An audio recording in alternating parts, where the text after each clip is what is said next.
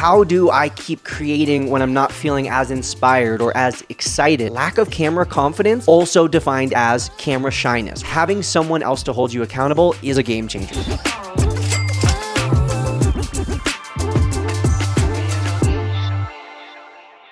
Welcome to today's episode of Social Media Moneymakers. My name is Brock Johnson. I will be your host today, and our guest on today's podcast is me, because I was supposed to interview a couple other people this week, but for whatever reason, a couple people had to unfortunately change their plans. And so we called an audible, shout out to the Super Bowl, no pun intended, where I asked you as a member of my audience to send me audio questions that then I would answer. So essentially, you are interviewing me on today's episode of Social Media Moneymakers. I put up a story calling for your help, calling for your assistance, and I was so shocked, so surprised, and so honestly grateful for the overwhelming amount, just the quantity of questions I received. I really wasn't sure because it was asking a lot of people to not just send me a DM or ask me a question, but to send me an audio message question. It was a big ask, and I recognize that. So I want to start by saying thank you so much to everyone who submitted a question for the podcast. I had too many to choose from. I had so many great ones. I had great ones that I planned on answering in the show, but as you'll hear, we just kind of ran out of time. But the questions that I did answer today are going to be very valuable, very educational for you. We talked about things like, how do I stay consistent? We talked about, what do you do when you're not feeling inspired or creative on social media anymore? We talked about the nitty-gritty of, should you allow your product to be offered 24/7, 365, or should you close it and have a wait list and only make it available certain times of the year? We talked about planning and organizing content, overcoming camera shyness, hiring help, going to therapy. We talked about the biggest mistakes that I've made, the biggest mistakes that I see other people making, and we talked about what I would do differently if I was starting from 0 followers today. Today's episode was absolutely packed full of value. Thank you so much to everyone who became an interviewer and interviewed me on today's episode. If you enjoyed today's episode, please let me know by either leaving a review of this podcast, downloading the podcast, or sending me a direct message on Instagram. I would love to hear from you. I think this might become a regular thing on the show. If you guys enjoyed today's episode, we might do this again in the future. Let's get into you interviewing me. Hey Brock, thanks so much for opening up this forum for us all to ask you questions. I guess my question is, what advice would you give to someone who went really hard with social media like the first 2 to 3 years of their business and now is finding it really hard to make content and really hard to get excited about social media again? I'd love to hear your thoughts. Such a great question, and I'm sure something that so many people have struggled with or at least thought about at some point in their entrepreneurship content creation journey. I know it's something that even I myself have thought about before, is like, how do I keep creating when I'm not feeling as inspired or as excited? And as recently ago as the fall of 2023, there was a period there for at least a few weeks, if not like a month or so, where I wasn't feeling very inspired. I wasn't feeling very motivated.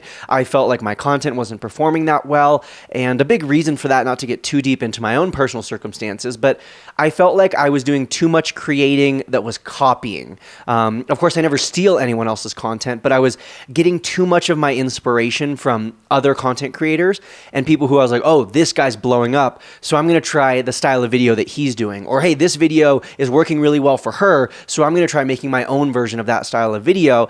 And these things, they just weren't necessarily me. They weren't super authentic. They felt kind of forced, if you will. And so I think for that reason, my audience didn't enjoy consuming them as much, and I didn't enjoy creating them as much. So the first thing that you should know is it happens to all of us, and no one should expect to love and be excited and be inspired by content creation 100% of the time. And the second thing you should know is that a big cause of feeling uninspired or not creative or just bored with your content creation is because you do so much consuming, and we all do.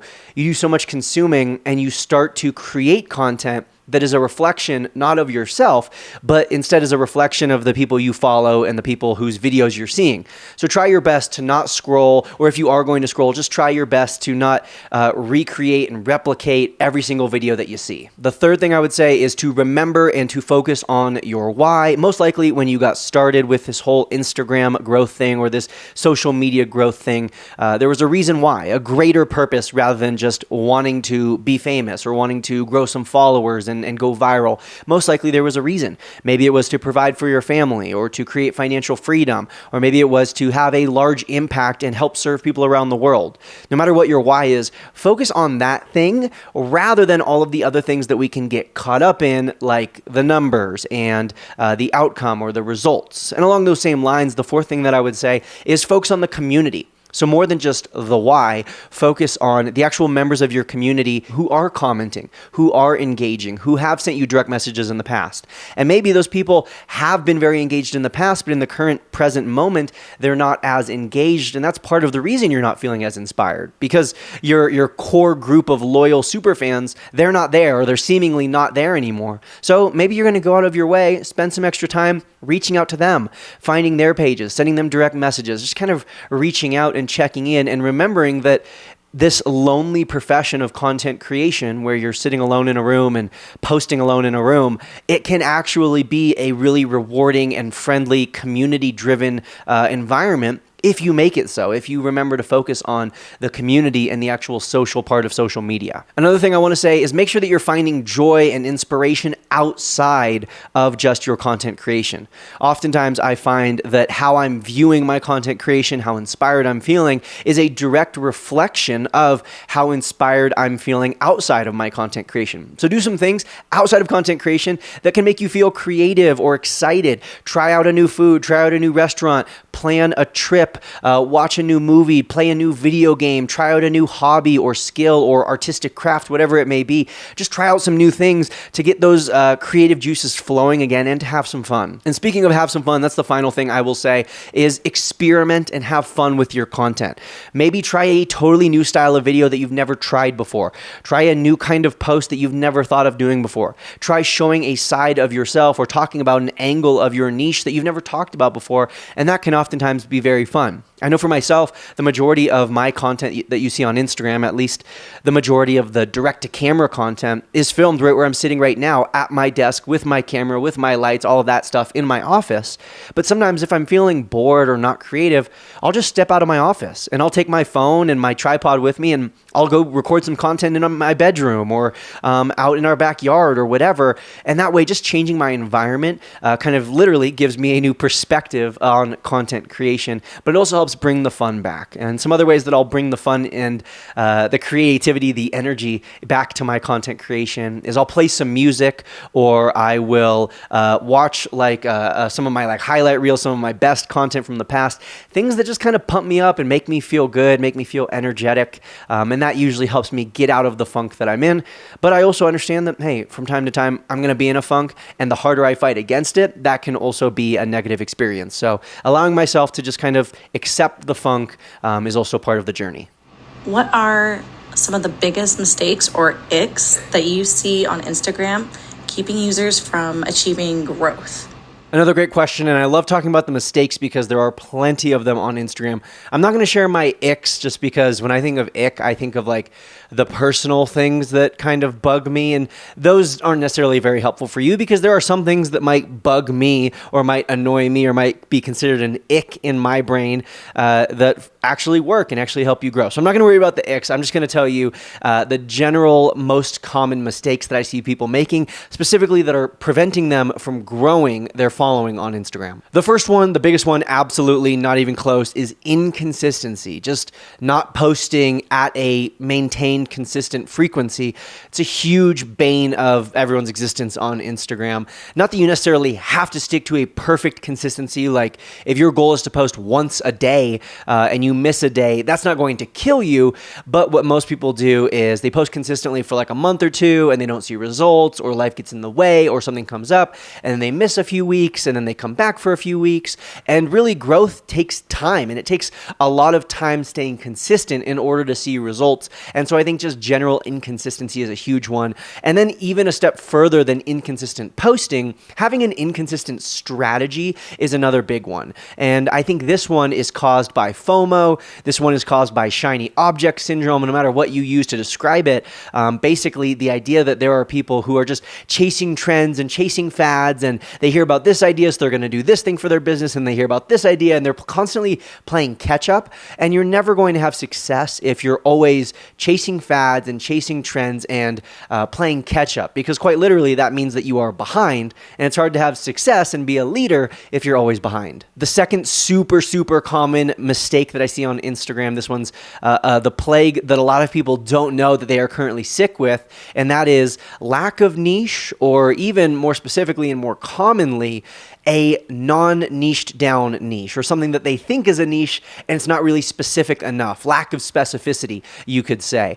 Most people are too vague, they're too wishy-washy, they're too vanilla because of this fear that they don't want to alienate anyone. They feel like if I really niche down and I'm only trying to speak to this one specific audience or about this one specific topic, well then I'm excluding all these other possible people who could be a customer of mine. And really it's a scarcity mindset that prevents people from niching down. It's also oftentimes a feeling of, well, Brock, what about my interests and passions and hobbies? Interests and passions and hobbies are great to have. And there are ways that you can integrate your wide variety of interests and passions and hobbies into your Instagram while still focusing on a niche. However, it's been proven time and time again that if you want to grow fast, then you should niche down rather than posting about all of those interests, passions, and hobbies. Have them, snowboard all you want, play pickleball every day, paint every single evening, but just make sure that those things aren't on your Instagram unless they can clearly relate to your niche. The third biggest mistake that I see people making is focusing on results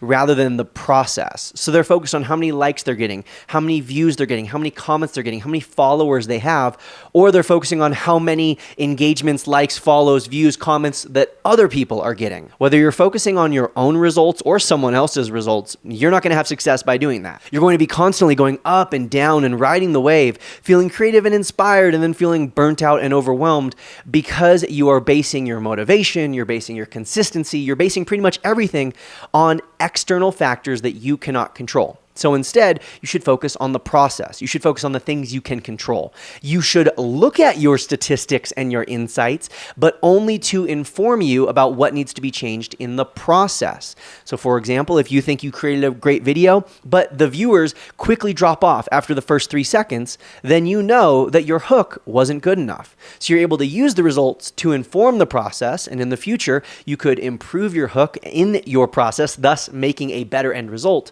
But the focus needs to be on improving the process, working on the process, rather than overanalyzing and putting your own worth and value into the results. And then the fourth biggest mistake that I see people making is just expecting growth and expecting results too soon. I think that a lot of people have been sold a false narrative on Instagram and on social media that you can go viral overnight and blow up and have overnight success. And while that is true to an extent, there are people who blow up overnight. There are people who the first video they ever post gets 70 million views and suddenly they have hundreds of thousands of followers. However, that's not true for 99.9% of us, myself included. It took well over a decade of content creation before I even started to blow up and have that success. I've been creating content for about 15 to 20 years, and I'm only 26, almost 27 years old. So my point is, it takes time. Results will come definitely, but very rarely will results come immediately. So stay consistent, going back to the first big mistake. Stay consistent, and eventually you will have success. Hey, Brock. So my question is, as a new business owner who's also an introvert and an overthinker, how do you overcome talking directly to the camera or even going live for the first time? First of all, I think it's important that we use the right words in describing our situations, and no shade or disrespect at all meant towards this creator, but I hear a lot of people talking about how introversion is a reason that they aren't consistent on social media. And personally, I disagree with that, because introversion and extroversion don't necessarily deal with content creation.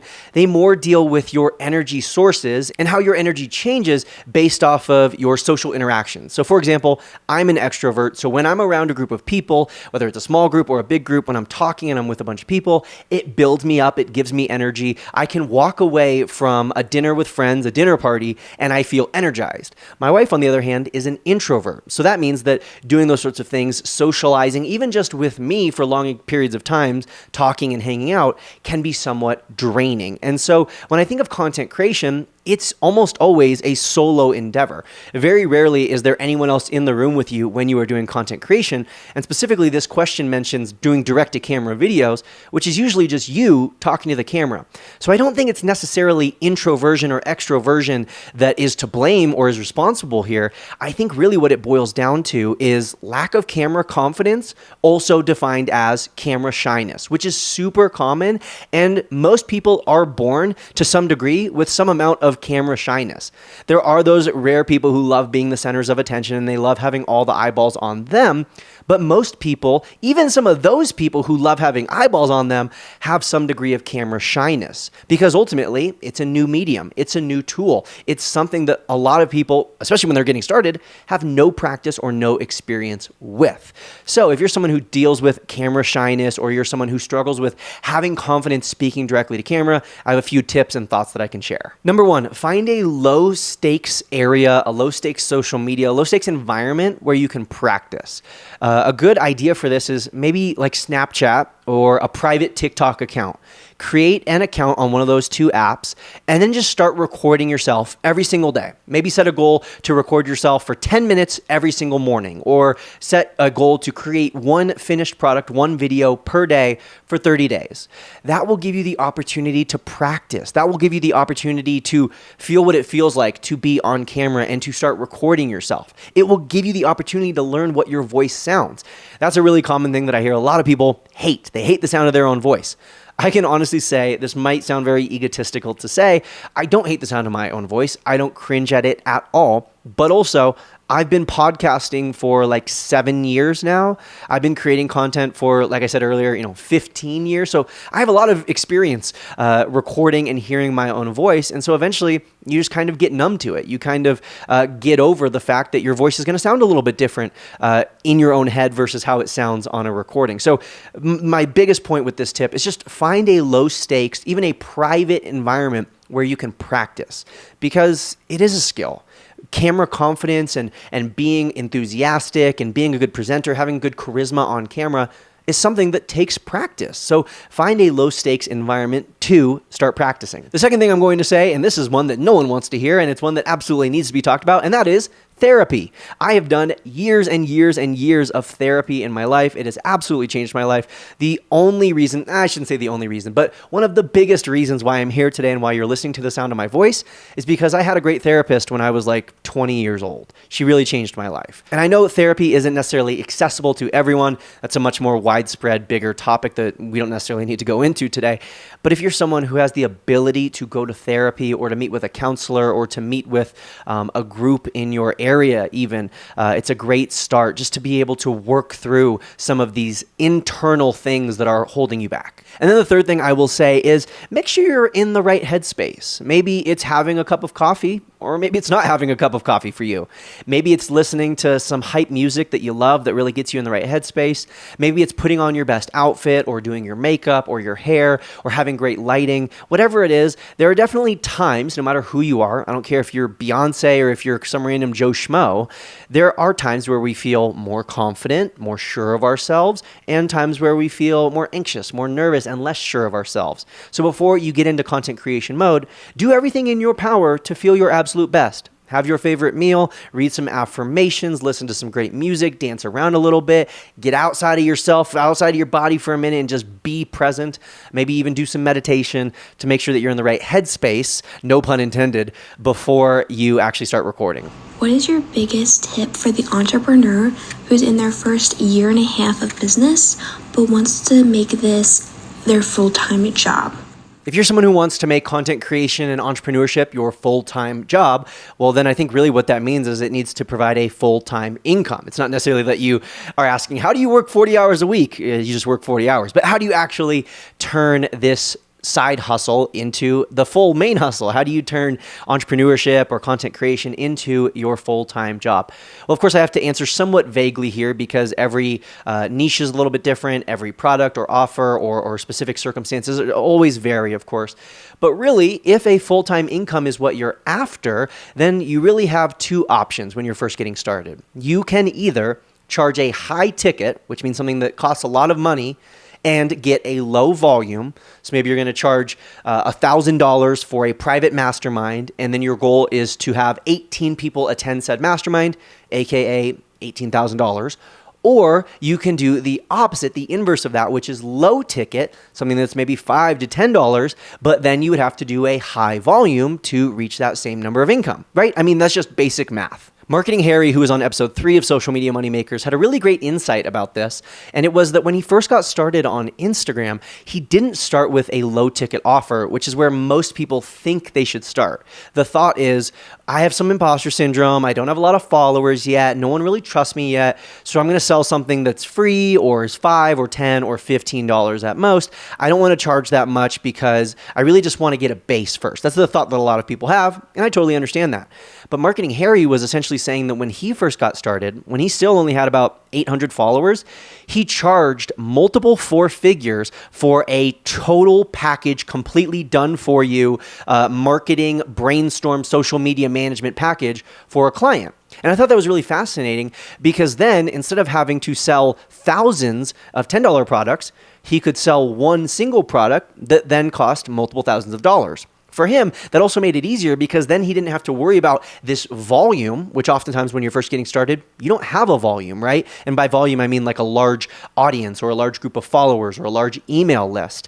And so instead, he could focus on just converting one sale. All he had to do was convert one person into a customer, and then he was able to make the same amount of money as if he had charged thousands of people a small amount of money. So when you're first getting started, if you want this to become your full-time job, that's something to consider, right? You know, instead of pricing things very low, instead, what if you considered starting out with something that was more high ticket, like one-on-one coaching or a complete done-for-you package? Things like that, oftentimes you can charge more for. And yes, it is a little bit more time, energy, and effort on your end to create. That's why people are charging more.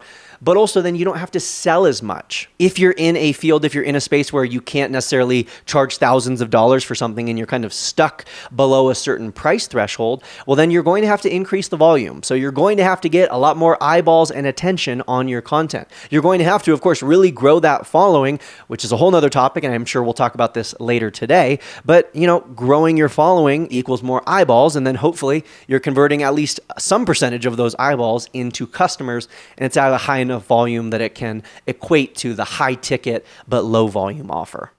Hey Brock, my question is, when I am trying to create reels or content, I feel like I always get so overwhelmed thinking about having to have a cover photo, captions, hashtag the hook, and everything else. How do you organize yourself in each step so that you can stay organized and batch tons of content?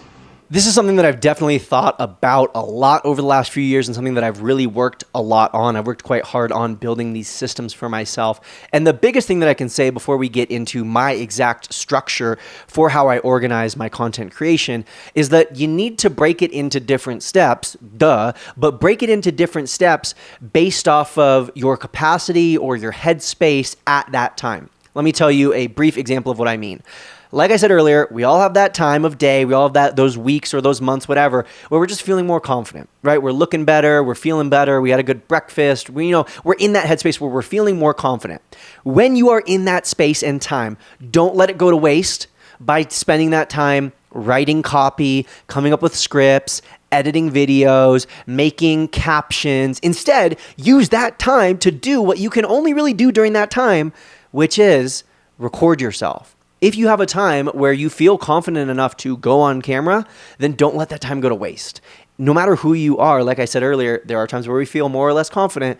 So when you're feeling more confident, make sure you use that to its full potential by recording. Don't waste your time feeling confident, having your hair and makeup done, wearing a good outfit on editing a video. That can be done at 11 o'clock at night when you're laying in bed in your pajamas. But with that being said, let me break down my exact structure or flow for organizing my content creation. First and foremost, I start with scripting my content, coming up with what the posts are going to be about. And really, that's my main focus. I ask myself the question, what is the point of this post? Is the point that I'm trying to drive people to a new freemium that my business is offering? Is the idea that I'm trying to get more people to listen to the podcast? Is the point of this post that hashtags are less effective than they used to be? I basically start with an idea of what's the point of this post? Then from there, I will script out a hook. The hook, in my opinion, is the most important part of any short form video. So I spend some time, I probably spend more time on the hook than anything else, coming up with a well-crafted hook that's going to grab people's attention. Usually for me, I'm either going to focus on the pain point that I'm going to be talking about in that video. So for example, if I'm talking about how hashtags are less effective than they used to be, the hook might be something like, are you getting zero reach from your hashtags? Right? I'm focusing on the pain point. Do you feel like your hashtags suck? I'm focusing on the pain point of hashtags. Or I might focus on the dream outcome. Do you wish you could go viral just because of your hashtags? Do you wish you could get more engagement simply from using better hashtags? So I'm focusing on the dream outcome. That usually works for me, and I script it out. I come up with a few different ideas. This is where I might even use ChatGPT or some other AI to kind of help me come up with a more effective and engaging hook. This might be even where I look at some other people's content to get ideas and inspiration for how I could word this hook. And then I just kind of come up with an outline, like a bullet point of what I want the reel to cover. So again, the hook itself is scripted, and the rest of the reel, the rest of the video is just kind of outlined. It's bullet pointed. And I like to keep in mind the mini skirt rule here, which is basically your content should be long enough to cover what you need to cover, but short enough that it still grabs and holds attention. So I try not to blabber on. I try not to repeat myself, especially with short form content such as Reels and TikToks and YouTube Shorts. So I try to keep it as brief as I can while still covering the important things I need to cover. That's all in the planning phase. Then when I'm feeling good, confident, I got a nice sweater on, whatever, I got my lighting set up, I will actually sit down and record, and I will record as much as I can. I'm not editing. I'm not coming up with captions. I'm not coming up with hashtags, none of that. I'm just recording as much as I can. I might even bring outfit changes if I have multiple videos planned for that day so that I don't even have to get up from my seat. I can just change my shirt. Boom. It looks like a new, fresh piece of content on a new day. And I'm just going to record. And I'm using the hook that I've scripted. I'm using the outline that I have bullet pointed. And then I'm coming up with the call to action on the fly. Usually as I'm recording the video, I kind of gather a sense of how are people most likely to engage with this? Are they most likely to like it? Are they most likely to save it or to share it? And then basically I just end the video by telling them to do that thing. Then from there, what I personally do is I take all of those raw, unedited videos and I give them to my editor. I hired an editor about 1.5 years ago. Her name is Hannah. She edits all of my short form videos for me so that I don't have to do that myself. Because even though it's something I enjoy doing, and even though it's something I'm pretty good at doing, video editing, it's something that I'm not very fast at. And I know it's something that other people could do for me better than I could do for myself. So I can then spend that time in other areas of my business or life. Of course, if you don't have an editor, if you're not in a position where you can hire someone at this time, then you would have to edit your videos yourself. But the same principle applies. You should edit your videos in a time and a space where you're not also in a creative mode and you're like scripting videos. You should edit your videos in a time and space where you're not feeling super confident, thus it's not a time to record videos. Edit your videos late at night, early in the morning, in the random hours, on the days where you don't feel like you look your best. Those are the days where you edit your videos. How do you push yourself out of your comfort zone when it comes to social media or life in general, starting something new? To this, I would say, number one, we could insert that funny meme of Shia LaBeouf saying, just do it, because that's true. Like, you just do it. You push yourself outside of your comfort zone. Don't worry, I got some more tips for you. But I feel like a lot of the questions I got today, and by the way, there's a lot of questions that I didn't respond to today. So even if your question didn't get featured on the podcast, thank you. And it might be included in a future podcast. But a lot of the questions were people looking for validation, or they were looking for me to give them permission to do something that you already know is right. It's something that you already know you should do, but for whatever reason, you don't quite have that confidence, so you're looking for other people to validate or to give you permission, or the other side to tell you not to do it, or to tell you that you shouldn't do it, or it's a bad idea. But really, just do it. Just do it. Post that video, create that business, launch that product, launch the podcast, whatever it may be, just do it. You can figure it out later. You can change and adjust later, but you have to just get started in the first place. The second thing I would say is something that my wife has taught me, which is that oftentimes when we're worried about getting started or doing the thing or pushing ourselves outside of our comfort zone, we're worried because we're thinking of all of the, what if this goes wrong? What if this goes bad? We're thinking of all of the potential negative outcomes, when by definition, there are exactly as many potential better outcomes than you could even imagine. Things that could go right. What if this went right? What if this went better than expected? What if this ended up better than I ever could have dreamed or hoped for? Those things are just as real and as valid as anything else on the negative end of the spectrum that you can imagine. So just reminding yourself of that can sometimes help you kind of ease the anxiety of, oh my gosh, there's these 10 negative options. Well, guess what? There's also 10 positive things probably that could happen too. The third thing I will say, and this I saw on a TikTok yesterday, and it knocked me off my socks. I was literally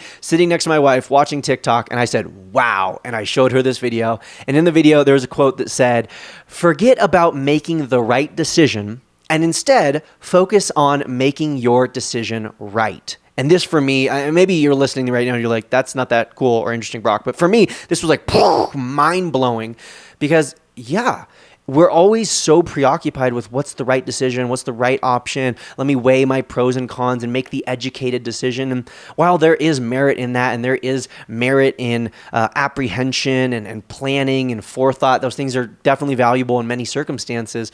There's also a lot of value in, I'm going to take this action, whether it is right or wrong, and then I'm going to do everything in my power to make it right. The fourth thing I will say, I already talked about this one, I'm not going to harp on it again, but therapy. The fifth thing I would say that can help you push yourself outside of your comfort zone is to get someone who can hold you accountable, and even better, get someone who can hold you accountable who is already pushing themselves, or you already know this person, this is one of your friends, and they're always pushing themselves outside of their comfort zone. They're always doing things that would make you uncomfortable or queasy or uneasy. Find someone like that to hold you accountable, because oftentimes we're going to be much more consistent. We're going to do things for someone else more than we would ourselves. And then the sixth and final thing that I will say is kind of related to number 5, but it is do things outside of social media or outside of your business that push you outside of your comfort zone. I think the kind of classic analogy or the picture I have here is like when like corporate business retreats do like a rope walk, and it's supposed to like build trust in your team and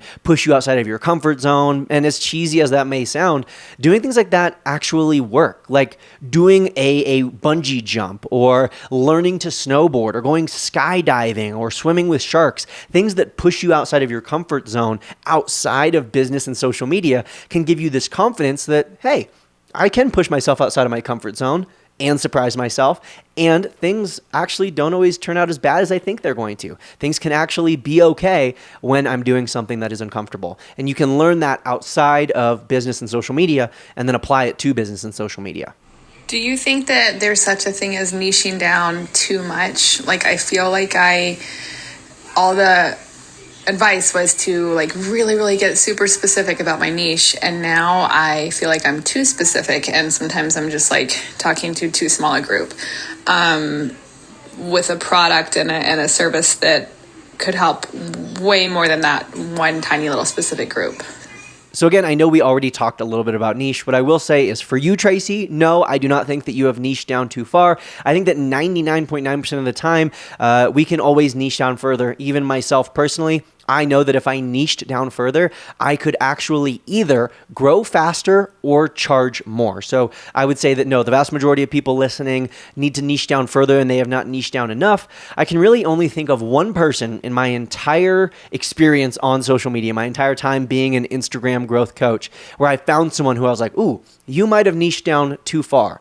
And it wasn't even necessarily that this person niched down too far, but just that they were a comedian with literally only one joke. And every single one of their posts was this same joke, just told in a different way. And I'm not kidding right now. Like, it's literally the exact same joke. That's the only person who I can think of who is maybe too specific with their content. Like, it's literally just one joke over and over again. But everyone else, I would recommend, yes, niche down further, get even more clear with who you are talking to, that person's demographics, or what you are going to be posting about for them. Hi Brock, so my question is, how do you stay consistent with posting on your feed and stories? And I'd really love to know any tips you have on keeping consistent so that you're constantly sharing content. Thanks very much. Ah, yes, the age-old question of consistency. One of the things that I always think about with consistency was such a compliment that I received from Marketing Harry one time, where he was making a post about other Instagram experts and what he thought each of their superpowers was. And for me, he said it was hyper consistency. And I would say that's probably true of myself. I've now been consistent with posting at least one post per day on Instagram for over the last 1,000 days. And the majority of those days were actually more like 2 or 3 posts on Instagram. That's in addition to the podcast, the YouTube, the TikTok, all those other things, all those great other channels as well. But let's talk about consistency, and let me share some tips with you around consistency. First and foremost, when it comes to consistency, we all have different definitions of what that means, and I think we should have different definitions of what that means. And instead of you right now, because you're probably thinking this, how much should I post? Brock just said he posts once a day, and actually most days 2 or 3 times a day. So is that how much I should post? Because I heard another Instagram expert say that I should only post every other day. And I heard this other coach of mine say that I need to post only 1 time a day. So how much should I post? And my answer to that question is that it's not necessarily a one-size-fits-all number. Instead, you should focus on what you can sustain. So if you're someone who can sustain based off all the different factors and variables in your life, based off the season that you are in, if you're someone who can sustain 1 post a day, great. That's the number that you're going to stick to for consistency. If you're someone who realistically cannot sustain a daily post and you can only sustain 3 posts a week, that's all you can sustain for now. And so forcing yourself to create 1 post a day when realistically you can only sustain 3 a week, that's what's going to lead to burnout, and that's what's going to lead to months of inconsistency rather than just a few days of missed posts. So start with the number that you can sustain, and I will say, and then challenge yourself to do just a little bit more, right? Because growth in life and in social media comes when we push ourselves a little bit outside of our comfort zone. Going back to that previous question where we were talking about comfort zone, when you push yourself a little bit further than where you think you can just comfortably maintain and sustain, that's where you'll see the real results. So that's the first thing. The second thing I will say is schedule and make a plan. Literally carve out time in your schedule to record content, to edit content, or change your goals. Really, when I hear people saying, oh, I don't have enough time, really what that's telling me is that my goals aren't that much of a priority to me, or my goals are too big, or I don't believe in my goals. And so either change your goals or change your schedule to reflect those goals and those priorities. The third thing that I would say, and I understand that this is not possible for everyone, but you would be surprised this might be more possible for you than you even realize, and that's hiring help. There are plenty of people all around the world in countries from areas that are very different economically speaking than the US. And also I understand not everyone listening right now is from the US, but I know that the majority of my listeners are from the US. So you would be surprised how people in other countries might really value getting paid $10 to edit a reel. While for you, you might be like, well, that's below minimum wage in the US. $10 in their country might be far above minimum wage and might be a great supplemental income for them to, let's say, provide for their family. Hiring help is such a game changer. I have now hired help in pretty much every area of my Instagram. I have someone who helps me write scripts. I have someone who helps me edit my reels. I have someone who helps me schedule my content. Pretty much every single area of my Instagram. I have someone who helps me design my content, someone who helps me manage my direct messages and my comments. If there are any bottlenecks in your process, something that drains you or takes a lot of time or something that you're just not great at, outsource it and hire help. You could even start by doing this for just like a month as a test. You don't have to hire someone and guarantee that you're going to provide them an income until they're 65 years old and then give them healthcare and benefits and retirement. You could hire someone for the next 30 days as a test to create your carousels or to edit your reels. And it's a great way to free up a lot more of your time so that you can stay more consistent. Number 4, use all of the tools and softwares out there available. I know that oftentimes we can kind of feel overwhelmed by all of the new AI tools that are coming out every single week, but there are definitely tools that can help you stay more consistent, such as a scheduling app, such as an AI video editing tool, such as mobile editing versus desktop editing. Like there are just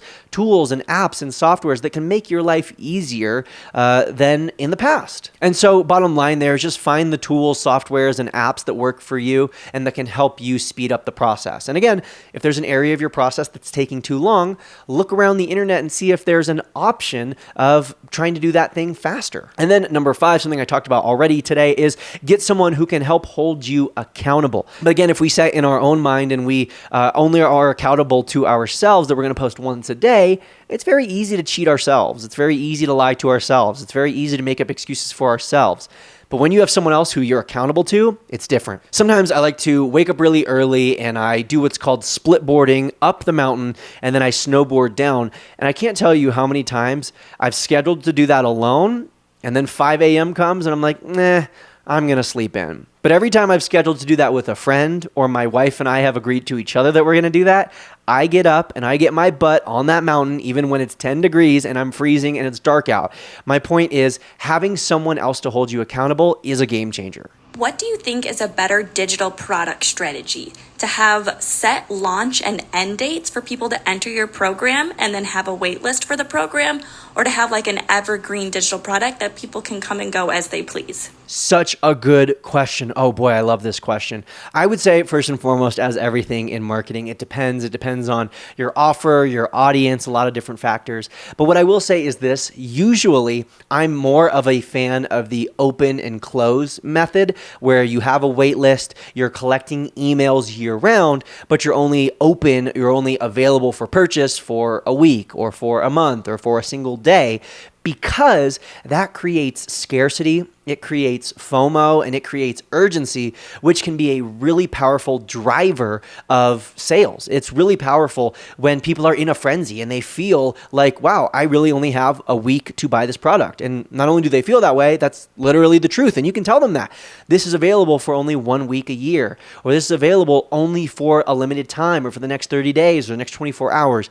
That can be a really, really powerful tool. And the rest of the year, when someone does want to buy, they're not able to, which again creates this kind of feeling of like, ooh, I want this thing. It's limited edition, if you will. But you're able to collect their emails still. You're able to get them on your list. And so the rest of the year, when that product is not open and available, you can still nurture them. You can still warm them up and keep them warm, so that when it's time to actually launch and sell, they're primed and ready to go. I generally find that this is more effective for things that are truly scarce or limited, and or things that are more high ticket. So something like one-on-one coaching, for example, is very scarce and limited because you only have so many hours per day where you can do one-on-one coaching. And one-on-one coaching is something that you'll usually charge more for than, say, a course or an ebook.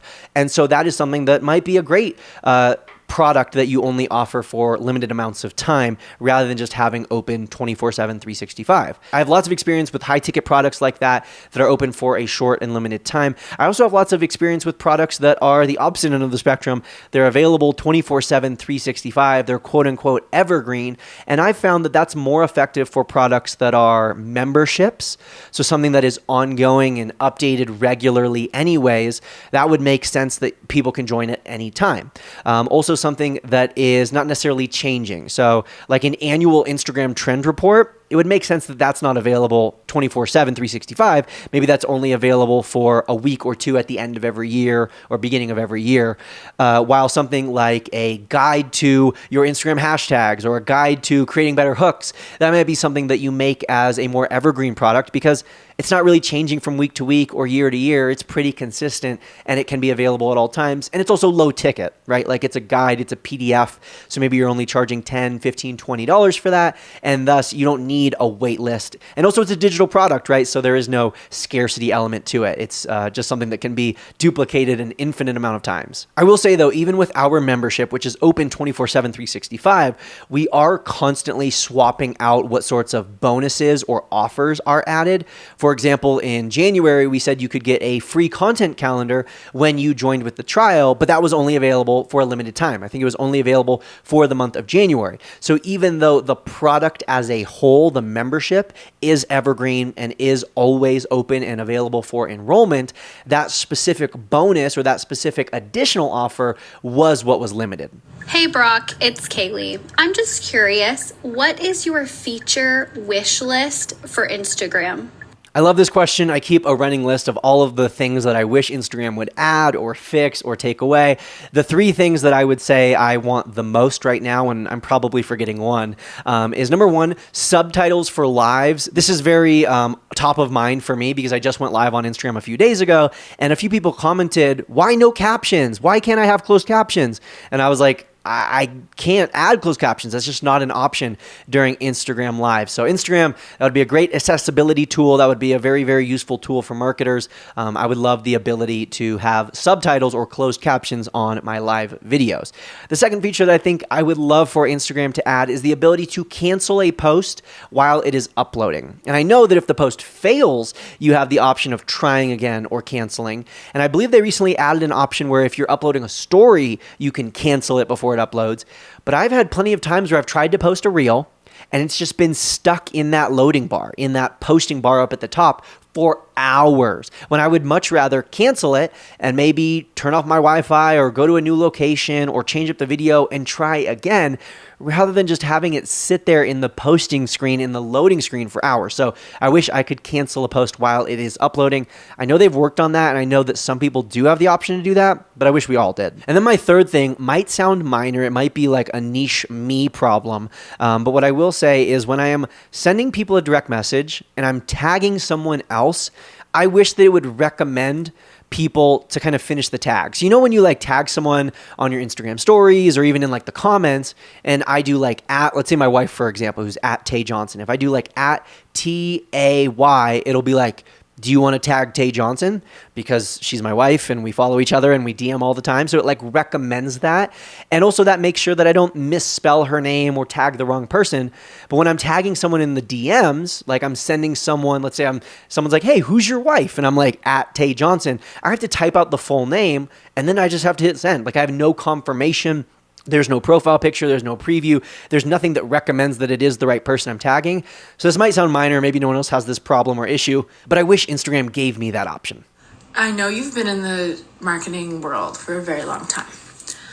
If you had to start over today, what are 5 things that you would do differently? All right, such a great question. I'm going to come up with the 5 things that I would do differently. Number 1, I would niche down sooner. For those of you who don't know, I've been growing on Instagram very fast for the last 3 years. I've been growing on Instagram consistently for the last 5 or 6 years, but I've been on Instagram for like the last 12 or 13 years. And so for the first 7 years of my Instagram, I was just a college football player, posting pictures of myself playing football with Drake quotes, and I was posting for my friends and family. I was a high schooler and a college student. And so I wish that in order to grow faster, I would have niched down sooner, because even when I started taking Instagram seriously and like trying to grow, I didn't have a niche. My niche was like business and entrepreneurship and Snapchat and TikTok and Instagram and all these different things. And so I didn't have a clear focus. And so because of that, I wasn't growing and my audience didn't know what to expect from me. So I wish I would have niched down sooner. The second thing is I wish I would have started growing my email list sooner, and I wish I would have created the habit of growing it more consistently. I've definitely had an email list since I was like 20 years old. So I've been building an email list for quite a while now, but in all honesty, even to this day, I've never been very consistent with it. My current excuse that I'm telling myself for not being consistent is that we have an email list for the Insta Club Hub, which is healthy and which is growing every single week. So in my mind, I don't need a separate personal email list because that essentially is my email list. But for the first 7 years of my business, before I had the Insta Club Hub, which is only about 2 or 3 years old now, I wasn't really consistent with growing my email list. I definitely grew it, and I definitely have thousands of people on it now, but it's never been a focus for me, and I wish it would have been. The third thing is I wish I would have stayed consistent with YouTube and even gone more all in on YouTube. I've had 3 or 4 different phases where I've been more consistent with my YouTube channel. The one that is most relevant or most present on the top of my mind right now is in 2019, I started to be consistent, and I was like, I'm going to do this, and I posted very consistently, I think once a week, maybe even twice a week, on my YouTube channel for the first few months of 2019. And then as these things go, I got inconsistent, life got in the way, and I started to give up because I wasn't blowing up. And I wish I would have just stuck with it, because now over the last year and a half, I have been consistent on YouTube and we have been growing our channel on YouTube, and it has been really fun and rewarding. However, I realized that if I would have started this 3 years ago or 6 years ago, or just kept going with my original YouTube channel from when I was like 13, I can't even imagine how big those channels would be today. The fourth thing that I wish I would have done differently is I would have been more consistent early on, or even I should say post more frequently early on with my Instagram, so that I could experience and really take advantage of the growth that was possible, especially in those early days. And don't get me wrong, you can still grow, you can still have tons of success, but there were less fish in the sea in 2015, 2016. And so if I had been hyper consistent then, like I am now, I think I would have seen even more growth. And then the fifth thing that I would do differently, and this one is also specific to Instagram, is more collaborations. There's something that I do now pretty much on a weekly basis, maybe a little bit less than once a week. I'm doing a collab post on Instagram, but I wish I would have done that way more and way sooner, because looking at all of my posts now that generate the most follows, like when I sort my insights based off which posts have generated the most new followers, excluding the mega viral ones, like the posts that just blow up and hit millions of people, the ones that get me the most new followers are not the most educational posts. They're not the funniest posts necessarily. They're the posts where I'm collaborating with someone else. So I wish I would have put more stock and spent more time early on in collaborating with other people in my industry and in my niche, because I'm a firm believer that all ships rise. When someone else grows, it helps me grow as well. And so I think that just would have been a great opportunity to leverage early on and take advantage of before it was as widespread and before Instagram was as saturated as it was. And I think that would have helped me grow even faster and even more at an even earlier stage. Again, this was an experimental episode, so let me know. I would love to hear from you either on Instagram, in the direct messages, or even if you want to leave a review of the podcast. That helps me on two levels, because one, that gives me feedback, but two, that helps me with the podcast algorithm and ranking system. So I would really love if you left me a review or sent me a direct message with your thoughts of today's episode. And if nothing else, if you enjoyed today's episode and you don't want to take the time to send me a DM or leave me a review, just make sure you download the episode that you just listened to, because that's a great indication for me of whether or not you enjoyed today's episode. Like I said, this was an experiment. This was a test of something new. This was a run and gun. Hey, my other interviewees who I was supposed to chat with this week suddenly became unavailable, or they fell ill, or whatever. And so we quickly whipped this together for you. And again, I will end by saying this. Thank you so much to everyone who sent me an audio message. Truly, there were so many that I didn't include, so many awesome questions that I even planned on including, but I just realized this podcast was getting a little bit long. So I wouldn't be surprised if we do this sort of thing again in the future. Maybe this becomes a monthly segment where every single month we do a you interview me style of podcast. But thank you so much, truly, from the bottom of my heart. It means the world to me that you were an active and engaged member of my community, and you took the time to help me out with not much promised in return. So thank you so much. I really, really appreciate everyone who left a comment, especially the people who actually got their question shouted out in today's episode. Thank you, and I'll see you next time.